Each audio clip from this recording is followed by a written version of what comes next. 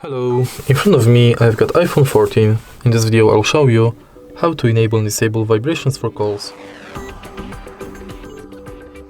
In the beginning, let's go to settings and now enter sounds and haptics. Enter ringtone, go to vibration and now select between none or one of the pattern right here. You can select also synchronized vibration, or you can create your own vibration.